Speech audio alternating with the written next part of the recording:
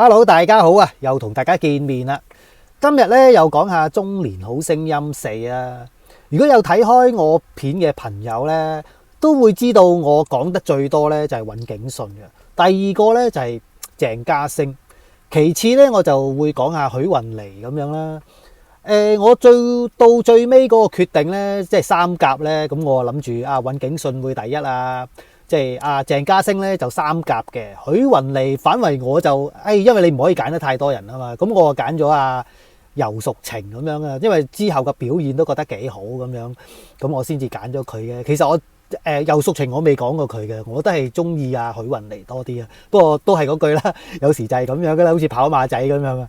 咁即係冇揀許雲妮咁樣啦。不過如果睇開我啲朋友都知啊，我係有揀許雲妮。即係我成日都會有講佢嘅，但係有時就係咁噶啦，一選冠亞季咁樣就即係揀咗冇揀佢咯，都係有啲都冇話可唔可惜嘅，即係咁噶啦。但係今次咧，我又講下鄭家聲嘅表現係點樣喎？當晚因為咧都有啲爭議嘅，咁但係今次咧我又講下佢嗰個唱功嗰個風格又點樣啊，同埋歌曲嘅背景啊，演唱嘅細節同埋啲評審觀眾又對佢有啲咩感受啊？又逐手分析下點解鄭家聲咧會喺咁多 fans 即係支持啊嘛，臨到最嬲尾係佢哋觀眾心目中嘅冠軍啦，係嘛？講之前大家俾個 like 支持下先，咁我繼續同大家又跟進下。好，開始嘅時候咧，就今晚呢個主角咧就係嚟自加拿大啊，由多倫多即係翻嚟香港決賽嘅36歲鄭家聲啊，家聲人啊，佢稱為全能嘅黑馬喎，唔單止係即係精通武技啊，更加擁有紮實嘅唱功啊！喺決賽當日咧，咁整咗3首歌啦，即係3個風格都唔同嘅咁樣啊！即係第一首就 Beyond 嘅《海闊天空》啦，跟住就郭富城嘅《鐵幕誘惑》啦，之後就有效日期啊！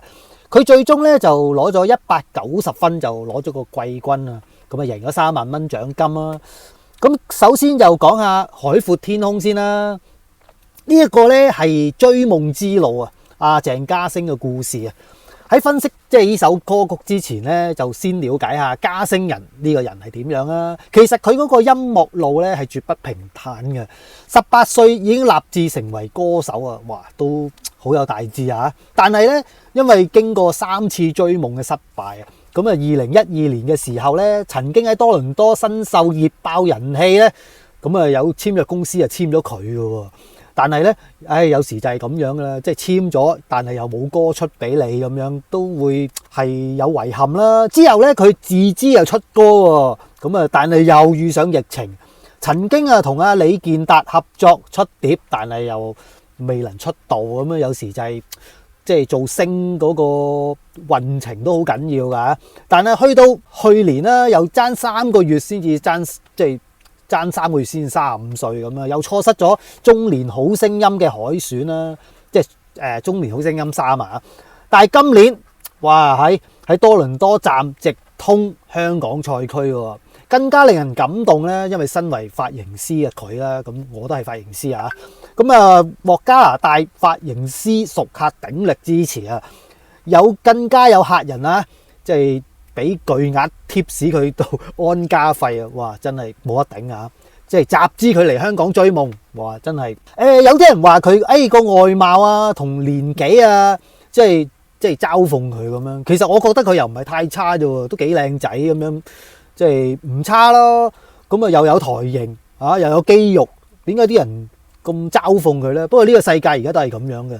即係會好多挑剔你啊！就算都係嗰句啦，我做 YouTuber 都大把人挑剔我啊！又話後邊個 background，又話你多垃圾啊，又成咁樣。咁有時就係咁樣噶啦。我哋係得呢個地方拍攝咁樣，有時都唔理得人咁多嘅，都係。但係咧，呢個屢敗屢戰嘅歌手啊，終於都勇奪嘅季軍啦！呢隻黑馬嚟噶嘛，係咪？咁好啦，咁佢正就唱咗首《海闊天空》啦。呢個咧係追夢故事嘅最佳注腳啊！因為歌曲嘅背景同埋選曲嘅意義咧，其實好有意思嘅。但係咧，可能係第一位出場咧，可能都會有少少即係緊張啊，唱嘅時候都係有少少未係咁放盡啊。但係咧，因為佢打頭陣唱呢首 Beyond 嘅經典歌曲《海闊天空》啦。咁首先講一講呢首歌啦。Beyond 咧，即係話晒都好即係深入民心啊！呢首歌歌詞咧就講述一個人追夢想，即係屢屢咁樣遇上挫折啊，又迷失方向啊，但係最終咧就憑住堅持嘅信念，又找到出路嘅故事嚟喎。今天我寒夜裏看雪飄過，懷着冷卻了心窩飄遠方。呢一個咧係追夢者嘅孤獨啊！原諒我這一生不羈放縱愛自由啊，也會怕有一天會跌倒啊！呢個咧係對夢想嘅執着同埋恐懼啊，而最後咧就背棄了理想，誰人都可以，哪會怕有一天只有你共我啊！即係話理想嘅終極堅守啊！阿鄭嘉星咧喺台上都透露啊，今次喺啟德唱呢一首歌咧，呢首歌係好代表佢自己追夢嗰個態度啊！喺嗰度唱到咧，已經係好值得啊！而且嗰種感覺咧，係每一位觀眾咧都聯繫到啊，就好似當自己好似開緊演唱會咁啊！呢一段話咧，本身就係充滿咗海闊天空嘅精神啊！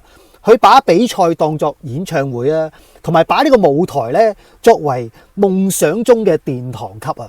其實一開始咧，佢開場嘅時候，其實壓力咧都唔少啊！有啲評審仲話：哇，你好似小心咗，因為作為第一個出場嘅選手咧，壓力係非常之大啊！咁毛啟賢啊，更加話佢：喂，你壓力好大啊！你唱得太小心啊！呢種小心其實係可以理解嘅。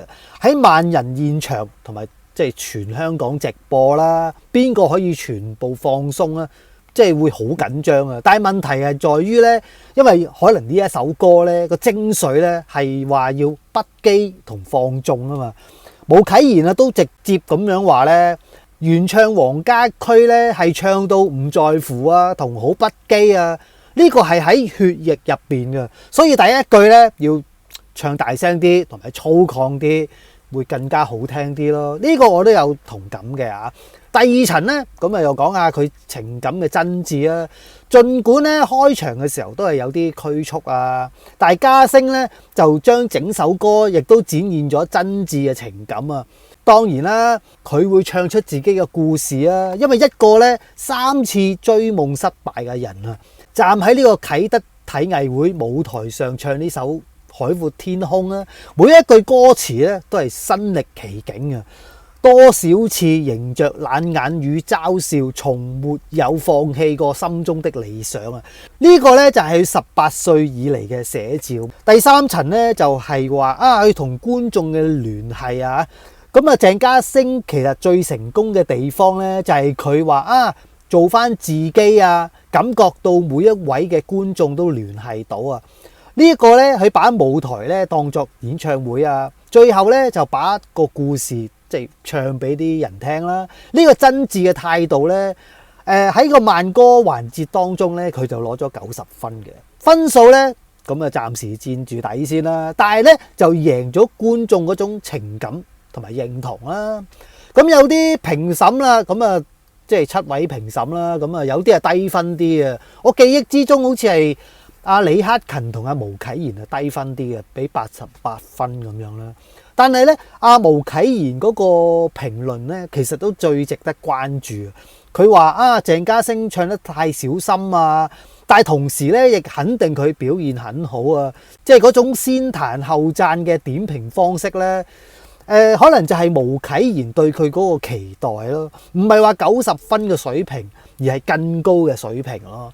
阿李克勤咧都表示啊話你第一次出即係啱啱第一個出場咧，個壓力係非常之大嘅。呢一個係可以理解啊，亦都提醒咧喺大型嘅比賽當中咧，打頭陣咧從來都唔係咁容易嘅。又講下唱完呢首歌嘅觀眾反應係點啊？雖然係90分，慢歌環節佔住底先啦嚇，但係眼睛咧啲觀眾係雪亮嘅。鄭嘉星咧喺追夢故事當中咧，其實已經係深入民心嘅咯。因為佢從加拿大啊多倫多啲熟客集資佢回港啊，佢喺比賽中咧屢創經典啊！觀眾咧可以睇到係一個永不放棄嘅追夢者，呢一種情感嘅連結咧，接下嚟咧嘅環節咧係發揮咗關聯嘅作用嘅喎。咁另外又睇下佢唱快歌噶，咁啊鐵幕誘惑啦。如果話慢歌係顯示到鄭家星嗰個情感嘅深度啦，快歌嘅環節咧就係可以展示到佢最強嘅武器啊，即係跳舞啦。鄭家星喺快歌嗰個環節咁啊唱鐵幕誘惑，呢一個係充滿力量同埋節奏感嘅經典快歌啊！要求演唱者啊，唔單止係嗰個穩定嘅唱功啊，更加要有強大嘅舞台即係魅力啦，同埋肢體嗰個表現力啊！值得注意嘅係咧，阿鄭家星之前喺比賽當中咧已經係話係中四舞王啊，但係咧佢喺七強當中嘅時候咧，最嬲尾嗰個回合咧就封印咗佢嗰個跳舞嘅實力啊，全程係靜靜咁樣站喺度唱噶嘛，但係今次就嚟個決一勝負咁樣，喺決賽環節嘅快歌咧，佢解除翻封印，全力展示佢自己嗰個舞台嘅實力啊！呢個戰略嘅選擇咧，亦都顯示咗佢對決戰舞台嗰個決心啦。但係其實咧，去到快歌嗰個環節嘅時候咧，我見到個舞台升起咧，哇！其實佢喺上面跳咧，我都驚驚地，佢會唔會一個唔小心會跌落嚟？不過都好彩啊，冇乜事，因為嗰個台太細啊、太窄啊，都可能令到我有啲擔心佢跳舞嘅時候，驚唔係好夠位咁樣咯。咁又講下佢嗰個爆發點又係點樣啊？佢力量嘅爆發咧，即係如果講話海闊天空咧係收啦，鐵幕誘惑咧呢個就係放啊。鄭家星呢個環節咧係展示咗佢完全不同嘅面貌啦，從深情嘅追夢者變成咗充滿爆炸力嘅舞台表演者啊！佢嘅舞蹈嘅動作咧係瀟灑利落嘅，又有力啦，同埋歌曲嘅節奏咧係完全契合到嘅。咁又講下佢嗰個跳唱嘅平衡啦。快歌最難嘅地方咧就係即係邊唱邊跳啊，又要保持嗰個聲音嘅穩定啊。鄭家星咧作為中四舞王啊，喺呢個方面咧，其實佢係一個好紮實嘅功底啊。佢冇話因為劇烈嘅舞蹈啊而影響咗佢嗰個歌唱嘅音質啊。雖然係有少少，因為始終係現場直播咧，又有啲緊張啊，係有些微係有啲影響嘅。就算攞冠軍嗰個尹景信，佢都有少少。其實個個都有出錯，睇下邊個出錯得最少咁樣啫嚇。反嚟咧，佢個舞步咧亦都強化咗佢歌曲嗰個感染力喎。咁啊，又睇下佢舞台嘅掌控啦。鄭家星喺鐵幕誘惑當中咧，就展示咗佢舞台嘅掌控力啦。佢今次咧唔係話單純嘅表演啊，係征服舞台啊！每一個動作咧，每一個眼神啦，都會話俾觀眾聽，呢個係我最坦長嘅領域啊，即係跳舞啦。阿評審啊，都即係阿海怡啊，話佢哇 rock 爆舞台啊！所以呢個環節咧，阿鄭家星咧就攞咗93分啊，佢總分咧就攞咗193分。其實最關鍵咧就係評審海怡啊，都話鄭家星啊，哇 rock 爆舞台啊，好有嗰個震撼力啊，係用一個分量極重啊 rock 唔單止係話音樂嘅風格咧，而係一種態度啊，不羈啊，放縱啊，充滿生命力啊。鄭家星咧用鐵幕誘惑嚟證明咗。唔單止係唱慢歌得啦，快歌咧都可以燃點全場喎。咁當然啦，快歌就攞咗93分啦。鄭家星咧慢歌嘅時候咧，即係可能90分係比較偏低咗少少啊。今次93分都追翻唔少分數啊。最重要咧就係話評審同埋觀眾咧係睇到鄭家星嗰個全能性啊，能靜能動啦，又能夠深情啦，又能夠狂放啦。又講下啲觀眾嘅反應啊，因為快歌嘅環節咧，現場氣氛咧明顯係比慢歌更熱烈嘅。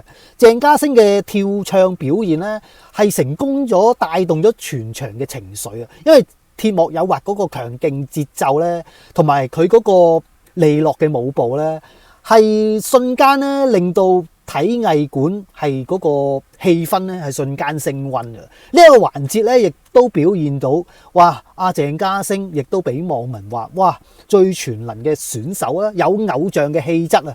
從一個之前係被嘲諷啊，哇外貌啊嘅追夢者咧，今次咧有人讚佢話有偶像嘅氣質啊。呢一個轉變咧，本身咧就係一個好勵志嘅故事嚟嘅。又講下啲關鍵位啊，因為點解咧？因為有幾個係同分嘅，但係咧啲觀眾咧反為咧係投咗個觀眾票俾佢嘅，所以咧佢成功咁樣晉身3強喎。呢個咧正正就係觀眾投票嘅關鍵作用啊！根據即係大會評分嘅細則啦，2回合之後加埋嗰個觀眾最喜愛聲音嗰個票咧，最終咧鄭嘉星同埋吳奕偉、蔡密哲2個回合都係同分，但係咧佢係贏咗嗰個機制啊，即係嗰個觀眾緣啊，咁令到佢有決定性嘅因素就晉級咗3強咯。當時嗰個網上投票結果咧，鄭嘉星咧係攞咗98分嘅，所以佢得知即係賽果之後咧，其實佢係表現得非常之激動啊，仲自己講話，我都冇諗住入㗎。其實佢可能之前都係諗住，享受下舞台咁盡情發揮下啦，係嘛？呢句說話咧又說明咗2個事實。咁第一咧就係話佢對自己嗰個實力咧係冇即係十足嘅信心啊。第二就係話觀眾嘅喜愛咧係給到佢即係最大嘅驚喜同埋肯定咯。咁點解觀眾會選擇鄭嘉星呢？其實鄭嘉星咧能夠得到最高嘅觀眾票數咧，其實有3個原因。咁又同大家講下。第一就係話追夢故事嘅共鳴啊。